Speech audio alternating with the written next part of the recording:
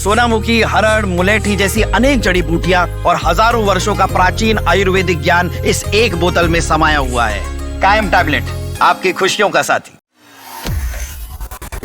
अगर आप सोना चांदी की ट्रेडिंग करते हैं तो ये खबर आपके लिए बेहद जरूरी है, क्योंकि गोल्ड सिल्वर के फ्यूचर कॉन्ट्रैक्ट में ट्रेड करना अब महंगा हो गया है। मल्टी कमोडिटी एक्सचेंज यानी कि एमसीएक्स ने इन पर मार्जिन को बढ़ा दिया है। एमसीएक्स सीसीएल यानी कि एमसीएक्स क्लियरिंग कॉर्पोरेशन लिमिटेड ने अतिरिक्त मार्जिन लगाने का सर्कुलर भी जारी कर दिया। अब सवाल ये है कि आखिर मार्जिन क्या होता है, इसका असर किस पर पड़ेगा और क्या इससे सोना चांदी खरीदना या फिर होल्ड करना महंगा हो जाएगा। इसे लेकर कमोडिटी एक्सपर्ट ने जवाब दिया है।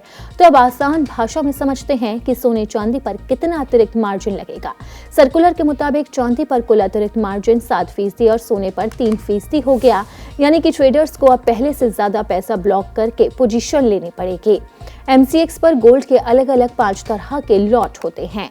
गोल्ड एक लॉट में 1 किलो सोने की ट्रेडिंग, और इसी के साथ ही गोल्ड एम में एक लॉट में 100 ग्राम सोने की ट्रेडिंग, गोल्ड 10 में एक लॉट में 10 ग्राम सोने की ट्रेडिंग और गोल्ड गिनाई में एक लॉट में 8 ग्राम सोने की ट्रेडिंग होती है। इसी के साथ ही गोल्ड पेटर एक लॉट में सिर्फ 1 ग्राम सोने की ट्रेडिंग होती है। एमसीएक्स पर चांदी लॉट के हिसाब से ट्रेड करती है और इसके 3 प्रकार के लॉट होते हैं। पहला होता है सिल्वर यानी कि 30 किलो का लॉट, दूसरा सिल्वर एम यानी कि 5 किलो का लॉट और तीसरा सिल्वर माइक यानी कि 1 किलो का लॉट। अब मान लीजिए कि आप 30 किलोग्राम वाली चांदी का एक लॉट खरीदते हैं।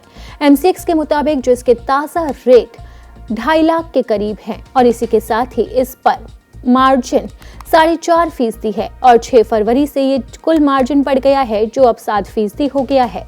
इसके हिसाब से इसे एक लॉट को खरीदना या फिर होल्ड करना 5,24,000 रुपए तक महंगा पड़ सकता है।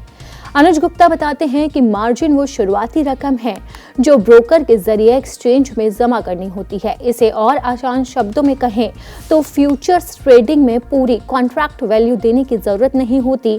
उसका एक हिस्सा जिसे मार्जिन कहते हैं उसे पहले ही जमा करना पड़ता है। ये सिक्योरिटी अमाउंट की तरह होता है ताकि बाजार में तेज उतार चढ़ाव होने पर नुकसान की भरपाई हो सके। जब एक्सचेंज को लगता है कि बाजार में जोखिम बढ़ गया तो वह मार्जिन बढ़ा देता है।